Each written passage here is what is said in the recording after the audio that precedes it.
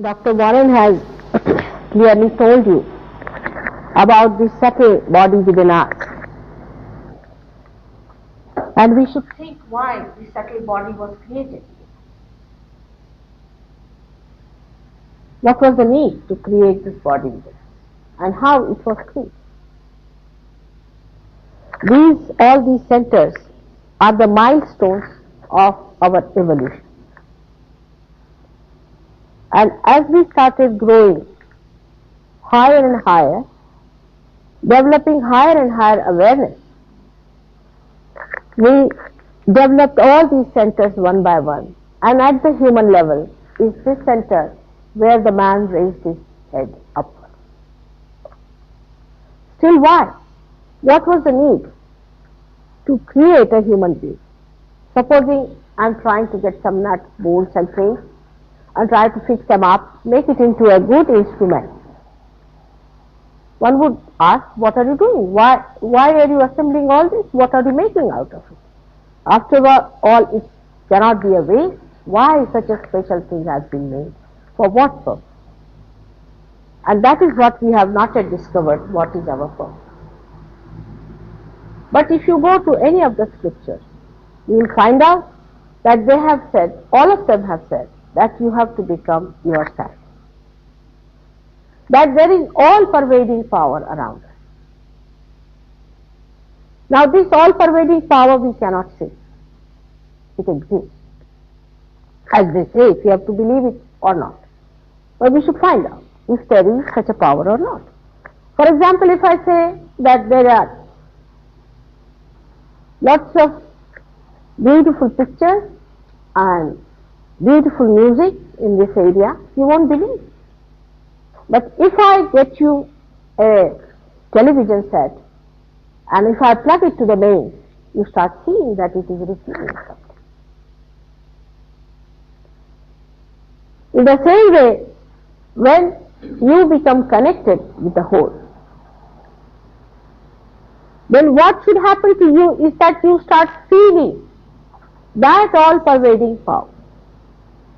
This is self-knowledge and is written at length, very clearly by many people in the Indian scriptures. The reason was the people who came in the other parts of the world had such a tough time. They were not given any chance to say anything much about it. Hardly they could utter anything, and they were crucified, poisoned, beaten up, tortured, all kinds of problems they were given. So this has to happen within us, that we should feel this all-pervading power. The other day we had two persons from a guru, and they said, how can it be only this cool breeze that is coming in us is something? For a human being to conceive something about God is to go to scriptures which have lasted for all these ages to find out. One of the authorities you can have. Now, it is said there is all-pervading power in all the scriptures. Now, supposing by going to somebody, he says, I give you power, so-called Shaktipat, and he just starts jumping like a mad horse or like a mad monkey, and you say it is Shaktipat, and you have vigorous movements and all kinds of acrobats you fall into, and you believe that this is Shakti, and then by the time it is over you are exhausted and finished. How can that be a Shaktipat? The idea of energy within us is not horse energy, by which a horse can run very fast. That's physical energy we should understand. That's just the prana, part of this, just part of this part. It's just the physical energy. Now, human beings don't need a horsepower, do they? You have already got big cars here which have tremendous horsepower. You don't have to become horses now. or bulls or some sort of an animal. Our idea of a Superman is that he will have such powers that he can lift a whole building and throw away somewhere. All such absurd ideas should be given up and should understand that physical well-being, so that you can feel the blessings of your spirit. Blessing work an animal doesn't understand. But a human being must understand that when he gets spiritually endowed and spiritually blessed, then first thing he should have is a physical well-being. That doesn't mean that he becomes a wrestler. That doesn't mean that his body will be so built that if he slaps somebody, the another person will die. On the contrary, he becomes such a powerful personality that if somebody slaps him, for him it's nothing, it's all nonsense. So the concept of human beings can be from the kind of life they lead, the kind of media they face, the kind of identifications the society has, all kinds of things could be there. For example, for Japanese children, I was amazed. For them, the idea of a Superman is that he should look like a ghost. He should be at least 10 times bigger than a normal human being. And that's what they think they should achieve, because I studied their media, especially their cinema, and most of them have produced these phantom ideas. We don't become phantoms. That is one thing one should. Neither we become agitated. How can we become agitated? We are in bliss and peace. If you start just gesticulating and sort of shouting and screaming like mad, then how can that be a Shaktipat? It's madness. You are possessed. It's possession on you. Anywhere you go, anybody who is possessed, you go and see lunatics, they do the same. You pay these people to become lunatics, to believe that they have given you a power, is absurd. Now the power that is going to come to us has to give us a well-being. These people, if you look at them, they are sickly people, they are recluses, they are actually frightened, some of them are even frightened of a garlic, as I say. So the realization, if it comes to you, the chakras which are placed on your fingers should be enlightened, minimum of minimum. And that you should be able to feel this all-pervading power that is there. This is self-knowledge. This is Atma. Buddha means to know, to feel that power, even after realization. When you know a little bit more, you will start seeing karma-like powers. This just like you can say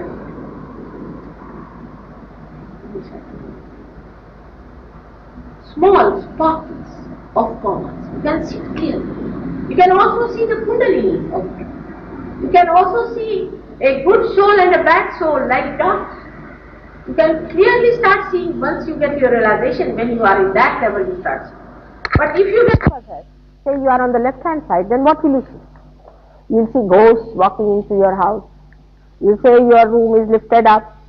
Suddenly you will find your body is taken away and you are somewhere hanging. All these are very, very dangerous things about which people are not aware. Never go near these people and these people. Recently there's a big disease that has started. It is a very dangerous disease. I don't know if you people are aware of it or not. That when small children are sleeping in the daytime, say they are in Switzerland, and say their mother may be in America. The timings are different. That time it may be the night, here it may be the daytime. And the mother goes to a clairvoyant and says that I would like to speak to my child. All right. So the child is sleeping and this clairvoyant gets a soul around and ask the soul to get the soul of the child. And the mother can hear the voice of the child sitting down here. Oh, and she thinks even without any telecommunication I am talking to this child. And it's very common that the child dies in sleep and the mother doesn't know.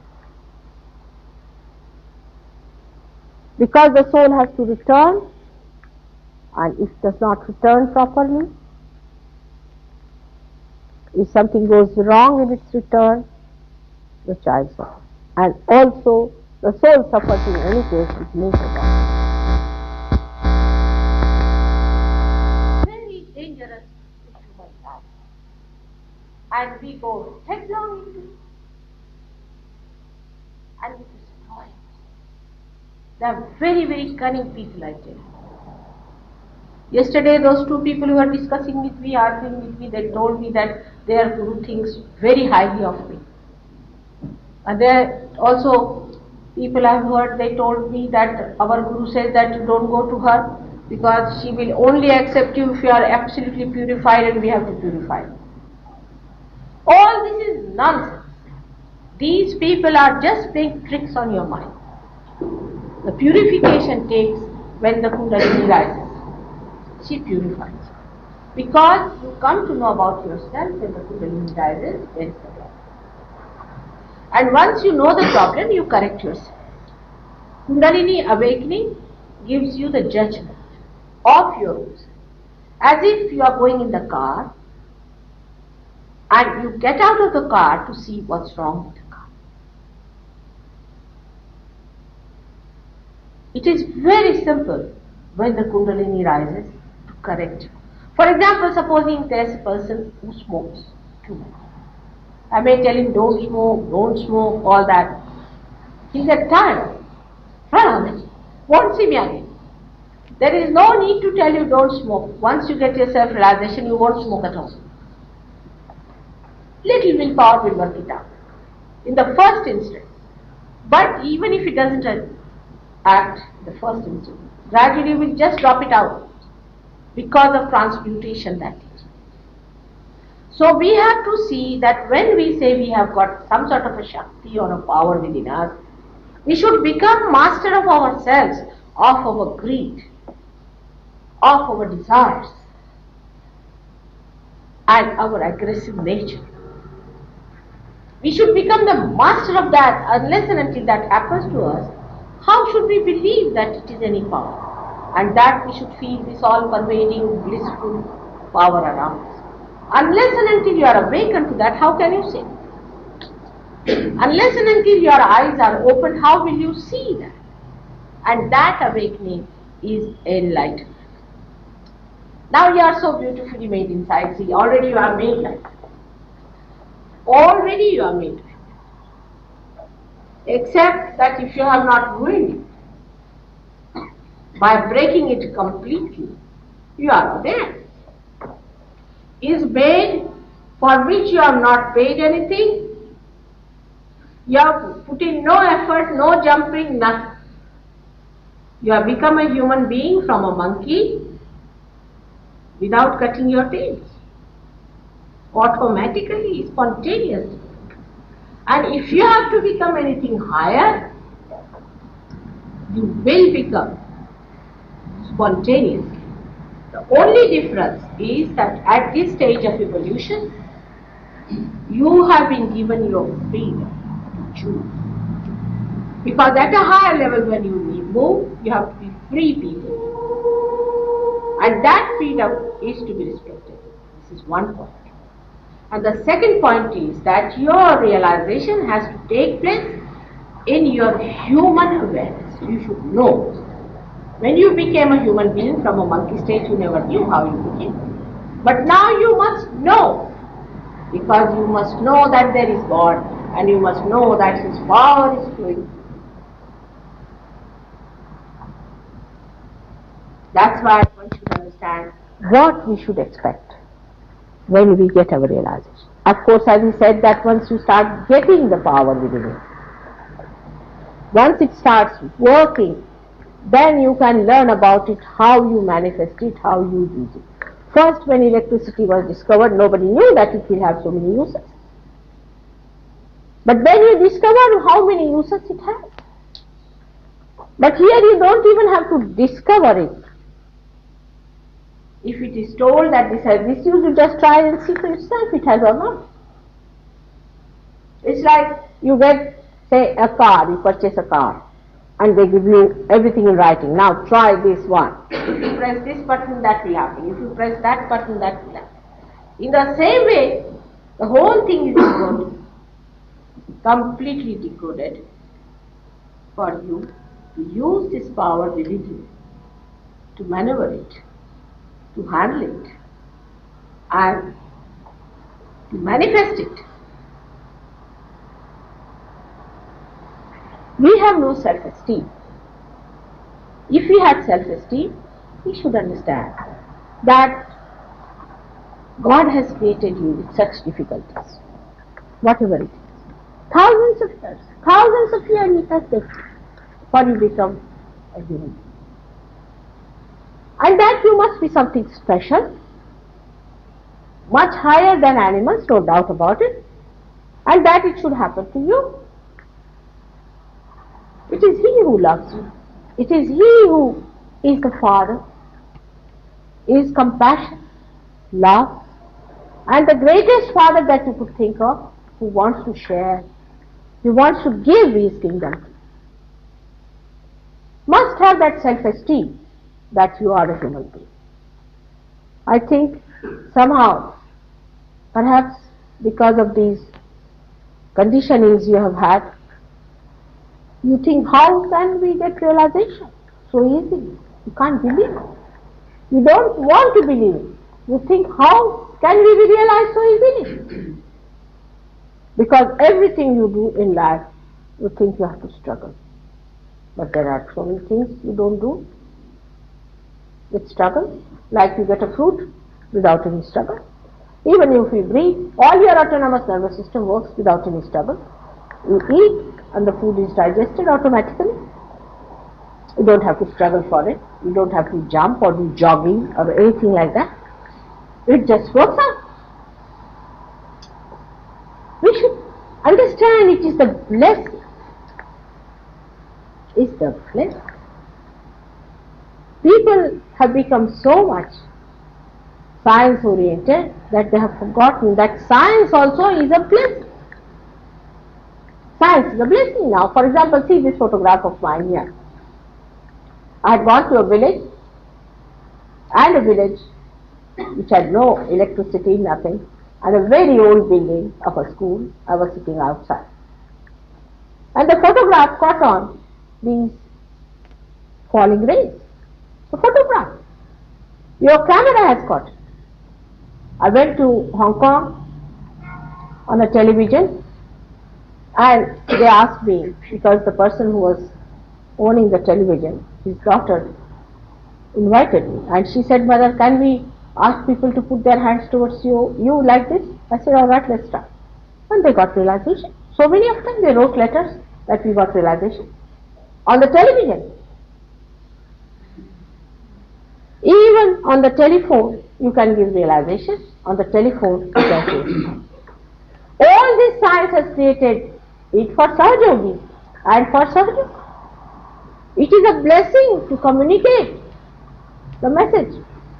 But people are so blind, that they think all this has been given to us to make more money and to create more plastics.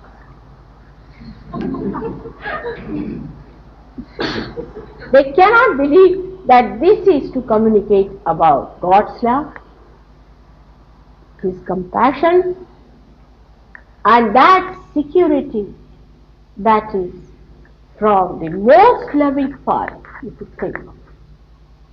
It is beyond human conception to understand His compassion. I accept. But still, you see compassion in life. And if He is the source of compassion, then what must be His level of compassion? Now, as it is, He has told you all about this quite a lot, and I have also yesterday told you, and He says that I have only one more lecture to cover the whole subject. I don't know what's going to happen, how far I can go with people in New York. I think we may have one more lecture when I come back. One more lecture might be. But today I think I should talk to you about the self, first of all, then about all these things will be a better idea. Now, what is the self?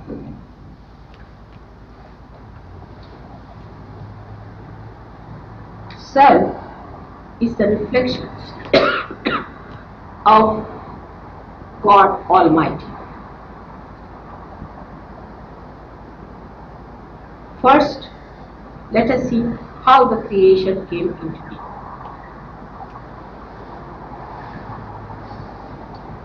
In the beginning, or in the end, because there is no beginning and there is no end. Like you cannot say hen came first, or the egg is something like that.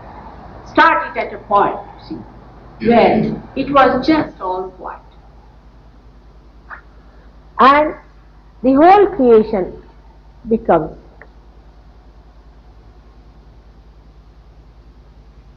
entropy, or we can say it is sleep. Everything is sleep. Like we sleep, so the whole world sleeps for us. That is a state as called as Parabrahma in Sanskrit language. It's the first. Now, in the Bible, whatever is written is very telescopic and very fast. To understand it, I am just trying to enlarge it, that wherever are the missing points, you can put them up. Now, the first state is of Parabrahma.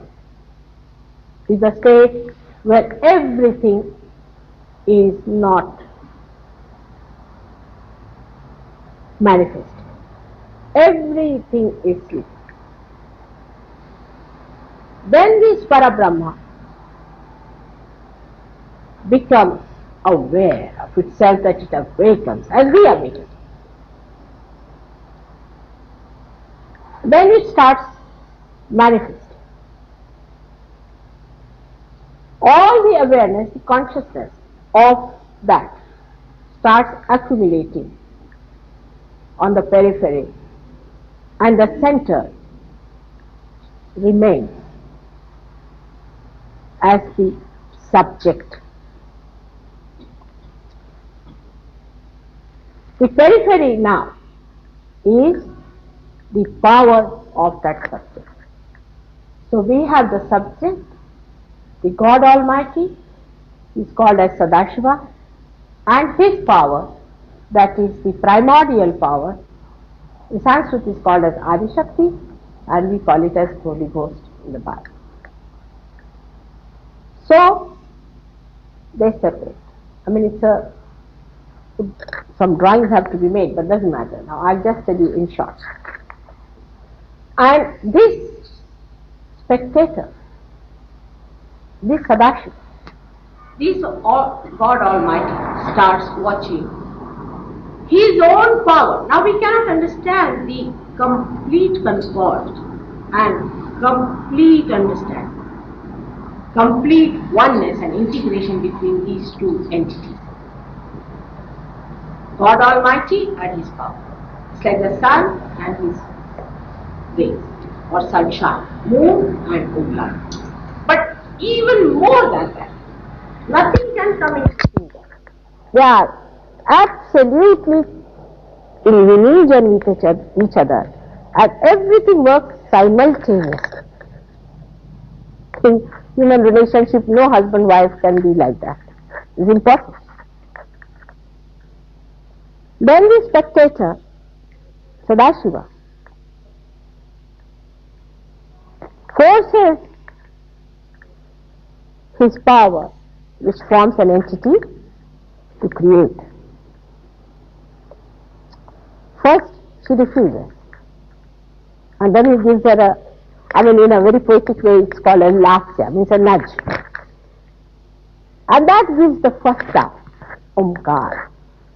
That's the first logos, the first sound, the word. That's the word, he says. He creates. Then she starts creating. She creates, she divides herself. First of all, she is nothing but the power of desire. Because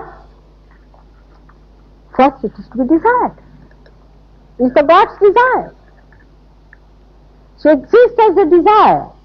Unless and until there is desire, nothing can work out. So she is the power of desire, like we have also the power of desire within us. Then from this desire comes the other power, which makes it an act. So the other power of action comes in. These two powers bring forth a system in between themselves, like left and right, which starts giving sustenance to things that are being created. As I told you, that carbon has 4 valencies. It's a tetravalent. I don't know if you people have studied chemistry or not. There's a chemical periodic table if you see. It's all divided so beautifully, and it is so well arranged that one has to believe that there is a great juggler or a great planner who has done it. Otherwise it's not possible. It's so well arranged. The whole valency system and everything is so well arranged. All this is done by the central part, which gives them the sustenance, the quality that they have. Then the sustenance starts going till you become a human being, as shown here. In this void, here as carbon, then you move into the void, and here you go through all the evolution, starting from a fish up to the human level, where you become a small man. Once you become the small man, Vamana is called that. First, the man who came on this earth was a small, stretchered man. Then a man came who was Parshurama, a very, very Pasadon, a very large man, huge, to extremes. And then came the man who was in the center. And the leadership of all these evolutions are done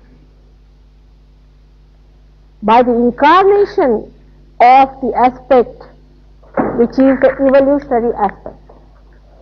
So the first aspect she creates is of desire aspect. When the desire dies, the whole thing is destroyed. And the spectator is watching. Spectator has the desire. As long as the spectator is happy, the play goes on. As soon as he doesn't like the spectacle, he disappears. As soon as he disappears, then the whole show is over. Is for that only spectator, the whole show is there. So this power of desire has to be till the end. When the power of desire is finished, then there is no more show. There's no more spectator, there's no more his power, they all merge together and again become the Parabrahma. Now the other power, as I said, which is the aspect of creation, so the creator aspect is there. One is the one which is the existence, and the other side of the existence is the destroyer. And the another aspect is of the creator, and the central one is the sustainer, is the protector. Out of these, this one incarnates only one aspect, because it has to give a quality. And the leadership. For example, when there was a great flood, then he incarnated as a fish, and a dolphin fish. Dolphin. I don't know if you know about dolphin or not, but dolphin is a mammal and is a friend of human beings. So he incarnated as a dolphin fish and saved the boat. As you know, there was a boat in which people were saved. He saves the boat, is the dolphin who incarnated on this earth.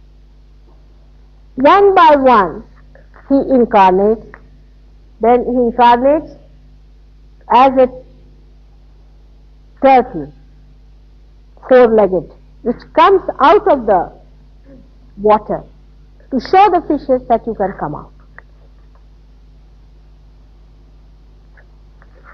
Then gradually he incarnates as a quadruped. Like that, the incarnations, he comes as a leader. Somebody has to give that confidence. One fish comes and takes them out, and others come, they follow them up. As they go on improving, every time there is an incarnation, and between one incarnation and another incarnation, there is a very great time, and that is called as yuga. Like that, these incarnations come on this earth. Plus the incarnations of the primordial being come in this area, where we can say this is the ocean of illusion, and try to save the people from getting too much to that side or too much to this side, as I told you yesterday. And that time, when they become human beings, then the seekers are born, which are the epitome of human evolution. Now these seekers are engulfed by forces of ignorance, and these ignorance forces also form entities. They can be devilish, because they think, why are we not there, like a competition setting? And they try to retard the progress of these things. That's why a seeker, when he's born, he's attacked from very childhood. Immediately is attacked. Even the parents may attack the seeker. They may act through the parents. If not the parents, then the society, the schools.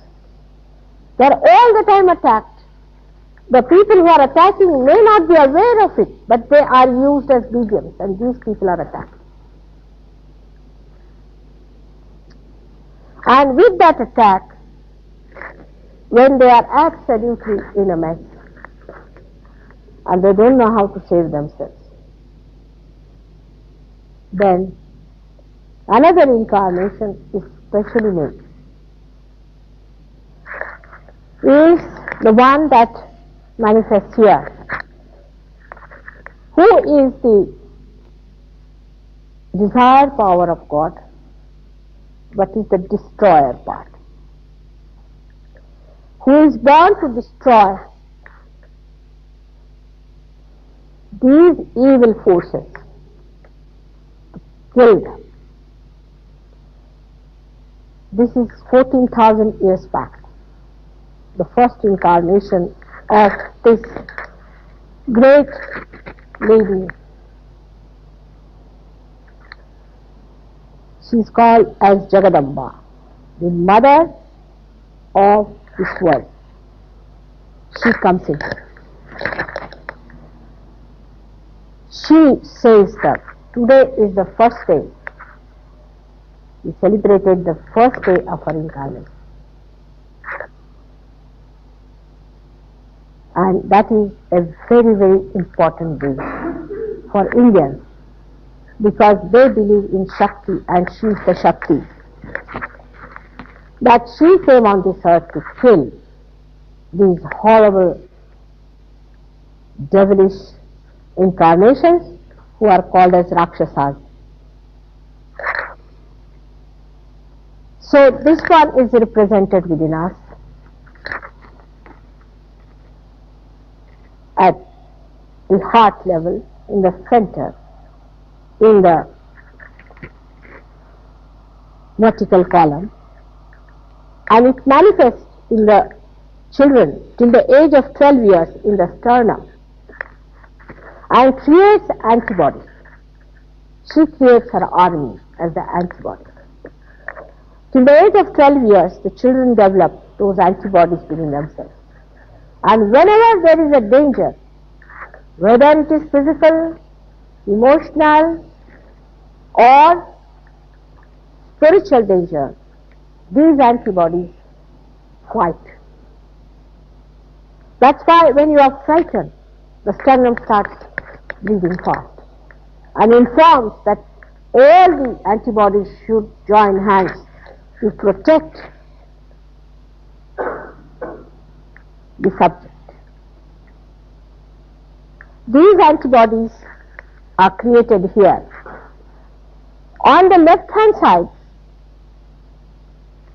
side of this is the essence of motherhood. If in your childhood your mother had played a role which has given you fear or kind of a frightening experience, then this center goes out. You say the left heart is touched. Sometimes if you are a bad mother also it might touch. The right heart is that of the father. And the fatherhood is expressed by the leader who came on this earth about 8,000 years back, who is called as Sri Ram. His heart, if you see here, is in the center. To make him a complete human being, he was pushed onto the right hand side. He is Sri Rama. Sri Rama came on this earth to establish the institution of benevolent king. The political development and the political evolution started from his time. He is the one who gave leadership as a benevolent king, the one who represents God and who is a king. The idea of king related to God came from Sri Ram. But the modern kings are not like that. They have no relationship with God. On the contrary, they are horrid people. Some of them are nothing but satanic people. Absolutely satanic they are. And you can see from the way they live their lives, and they have led their lives before. So the benevolence of Sri Rama is here to be followed by all the political leaders and all the people who are at the helm of affairs. He is the ideal that was created for human beings to run their authority as the head or the loving, compassionate, benevolent leader of the people who has to govern them by making them respect him. By respect. And if human beings create such kings who are not respected, those who have no human values, those who have no moral courage, those who are selfish, those who are self-centered, then they have nothing to do to be there. So this is the position of Rama, who is the father. So the head of every state has to be the father of his subjects. That's what he has tried to show by his life. So much so that he had to sacrifice his beloved wife, whom he loved so much. But these days, you know how people do for their own children, they'll sell the whole country. In our India, they do it. Here it's just the other way around. Nobody cares for children at all. But nobody knows whose children they are. But in India it's the other way around, that they will even sell their children, their country for their children. All these two extremes go against the character of Sri Ram. Now this is the character that was created 8,000 years back. So I have explained to you all these things. Now this is the heart. In the heart resides the spirit. The spirit is watching the game of this creation and is watching what is happening to this person, to this person, to this person, to this person. Everybody has got in their heart the spirit which is watching. It's called as the Kshetrajna, means the one, the knower of the field. He is watching every minute. He knows what to do, where you go, what mistakes to create. He watches. He doesn't interfere. It's only the interference comes from here, from that way. He tries to give you conscience. He tries to improve you. From here sometimes, the victim part. It tries to tell you, be in the center, by punishing you, by showing it is wrong. But he is just watching the game. Let's see how far it goes. He is the knower of your feet. He is the universal being within you. He is the reflection of that God Almighty who is a spectator within you. And his power is this all-pervading power which has created all this. So to feel this all-pervading power, you have to become the spirit. All this creation has no meaning if you do not become the spirit. In the Vedas, the very first stanza says that by reading Vedas, if you do not become Vid, Vid means, Veda word comes from Vida. Vida means to know. If you do not become the knowledge, then it has no meaning. But knowledge doesn't lie in dancing and shouting and all the monkey tricks that people do. There's no monkey trick there. Knowledge is that you become the self, you feel the all-pervading power, and by which you know everything else. That is self-knowledge. And that is what we have to achieve.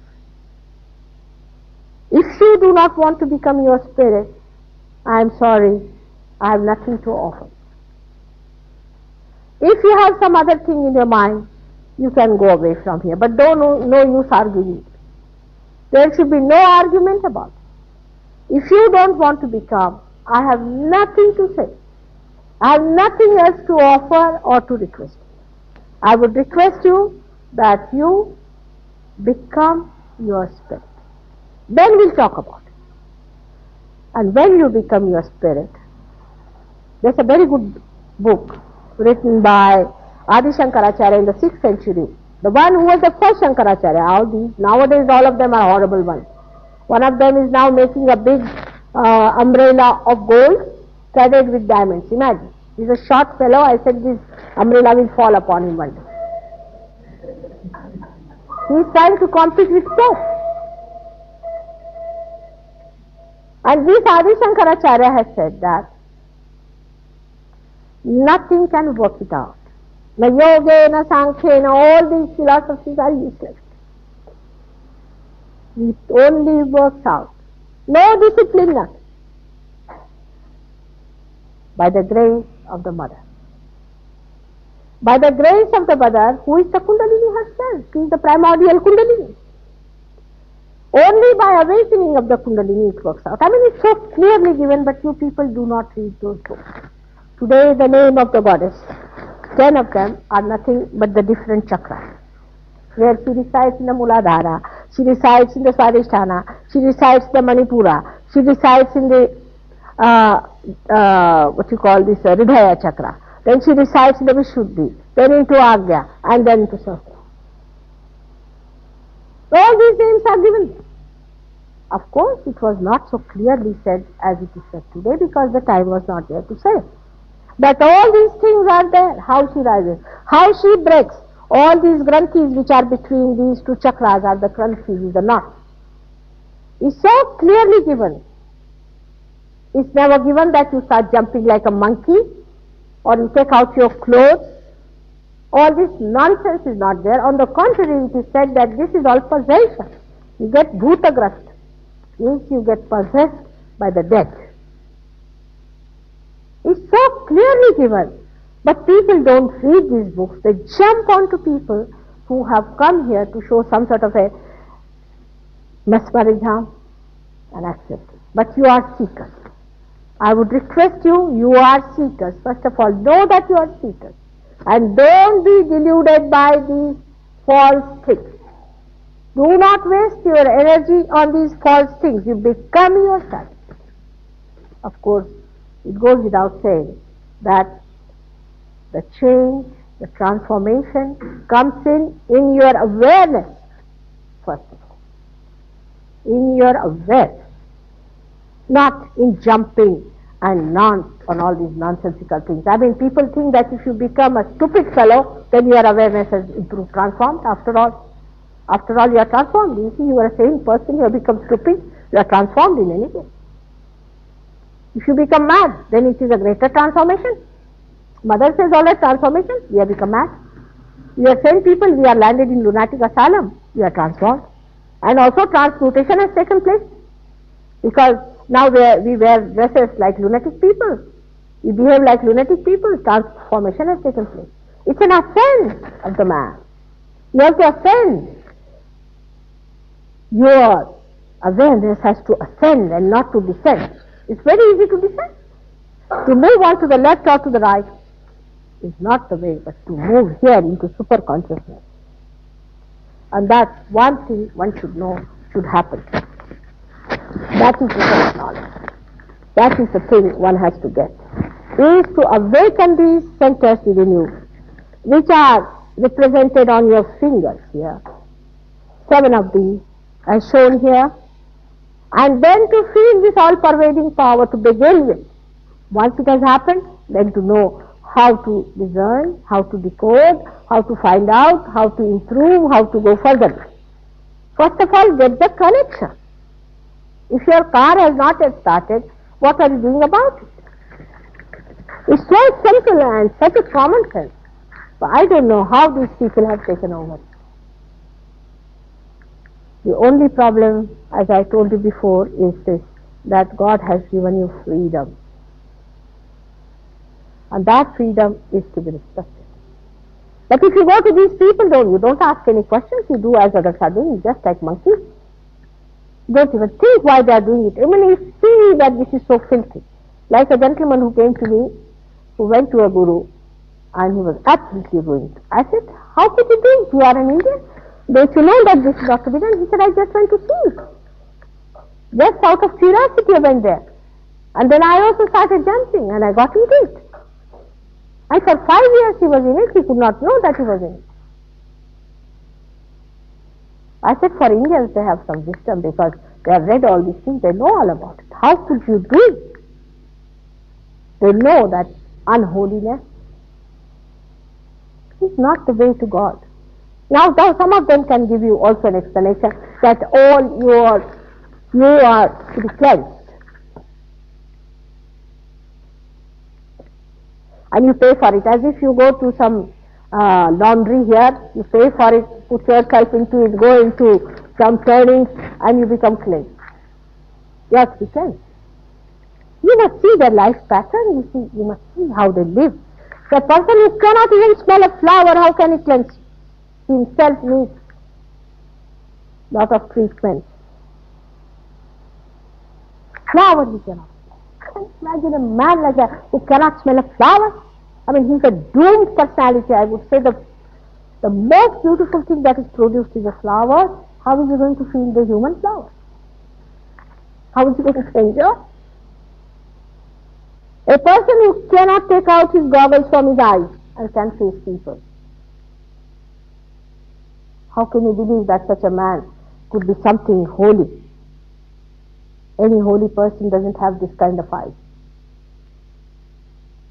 One has to know that if the person doesn't lead a holy life and a parasite, greedy people asking for money and Rolls Royces and things like that, all such people, you think they can be your gurus. you have no self-esteem, I should say. They are absolutely devils. But the problem is this. For me, the problem is very, very different. Krishna has said, Yada yada hi dharmasya glanir bhavati bharata paritranaya sadhunam vinashaya cha dushkutam sambhavami yuge. He says that whenever there is the degradation of the sustenance, then to save the saints and to kill the satanics, I come on this earth, I take the form. Now the problem is, all the saints have got the satanic in their head. My problem is very complicated. I know their things. I know they are the ones who are seekers, have been for ages. But they are impressed by the satanics, and the satanics are ruling.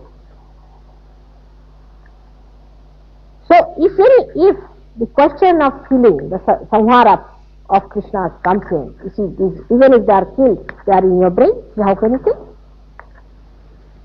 They have to go out of your brain. The complicated structure today of the seekers is this, that in their brains they have got all the satanic center. They cannot get rid of it. They are so impressed. Yesterday the fellow said, but mother, everything is good, there's nothing like evil. I said, really? Isn't that? To believe in such a thing, that there is no evil itself is such a dangerous situation. Then why do you need discrimination? Go ahead. Whether you go to hell or to heaven, what does it matter? There is no evil. Enjoy your hell, have a holiday.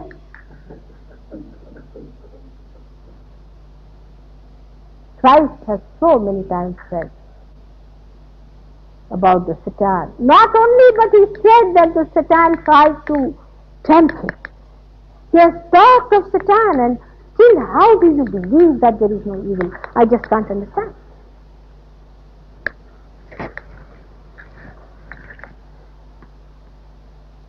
There is not only evil, but the darkness is so great that we are standing at a point so precariously placed, very precariously placed, that people are more impressed by evil than by good. See how many people we are. Just see for instance. Here we are for reality. You cannot pay for anything. You get your realization. 50% people have got realization here. But how many people there are? And they have no patience even to sit down. But I have known people. I have been with the Guru for 8 years. He is in my heart. The heart is all catching and you're fainting all the time with the Guru being there. It's a very big problem which you should realize. These are all saints. My only concern is to save them. They have very subtle methods of sabotaging, of destroying the work of God. And you should know, when you get your realization, that you have to become strong pillars of God's work, and not to indulge into frivolous, useless, cheap things, but get to it, learn it, master it. You will become your own master. These gurus who have no powers, nothing, they have become gurus and have minted so much money out of you, and you are the people who have realized souls and you are so quiet. You should shout at the top of houses and say that these are false people. These are fake people. Christ himself has said that there will be false and fake gurus. And then people said that, why are you talking against them? He said, the Satan is not going to talk against himself, his house. He said it clearly. And when people tell me, Mother, don't talk against them, I always tell them, I'll talk, not only talk, but wherever it is possible, I'll tell them definitely. I verily say that these are Satans whom I know now for ages, for thousands of years I have known them. Each one of them, all their tricks I know. I know what they do to you. And don't listen to them that they are cleansing you. Let them cleanse themselves and repent, so that they don't go back into hell permanently. So here, at this stage of the mother, she is terrific. She protects. She has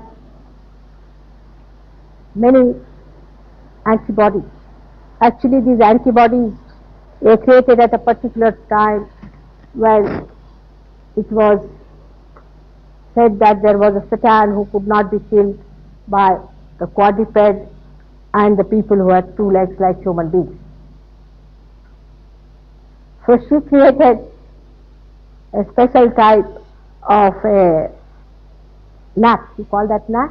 A black thing with 6 legs, and she killed it. And these antibodies are those with the 6 legs. And they work it out. They are there, and she's the one who protects us. Now, coming to the gross level, when a lady is worried about her security, which is very common in America, because husbands, if they are flirts, if they have no time for their wives, and all the time they tell the wife that you may have to leave the house, they develop the fear in this area, and the disease which is caused by that is breast cancer, which is very common in America, breast cancer. Breast cancer is caused to women who have sense of insecurity. In Sahaja Yoga, you can cure breast cancer. It's very easy to cure breast cancer in Sahaja Yoga. Now, the combination of this and this gives you asthma. Among men who have asthma, they must look after their fatherhood. Their own father, supposing somebody's father is dead, without the knowledge of the man, or the father can possess also. In that case, you get this kind of a thing. Surprisingly, recently in London, one doctor, I don't know how, he experimented with a lady who was suffering from anorexia. Her father had died and she would not eat her food. And many of them are like that, whose fathers have died. They suffer from anorexia. And he said, all right, let us see about your father. Let us do some sort of a ceremony for him. And she started eating all right. It's not surprising. It came in the papers that he did that. That is how you can cure such women who suffer from the deficiency of a fatherhood. Or maybe we can say, if the father possesses you, if the child is thinking of the father all the time, all these things can be cured in Sahaja Yoga, which I'm sure when you will go further in the studies of Sahaja Yoga, you will learn one by one how to cure such people who have these diseases. Now, I think I'll leave these 3 centers for tomorrow and I'll try to cover it up. But this is the spirit that is still watching. When the Kundalini, this is the seat of this. When the Kundalini rises and she touches that seat, immediately you get connected to the spirit. And the spirit, which is this all-pervading power, starts flowing through your hand, as well as you start feeling it outside. The spectator, the witness, who was outside our central nervous system, now comes into our central nervous system, and we know everything about it as we start using this power of spirit. If you remember, Christ was touched by some woman who was sick, and he felt the power flew to her, and this is the same thing. But Christ was different. He was all-pervading power. He was Omkara. That's why he could walk on the water. But about Christ and about Sri Krishna, I'll tell you later on, tomorrow, if you don't mind. I hope I've been able to explain many things to you, but if you have any questions, you can ask me now, and then we'll start the workshop of realization. In any case, tomorrow morning again I will be available in the hotel. I don't go out anywhere except for today I had this special occasion. And I would like to attend to you personally. May God bless.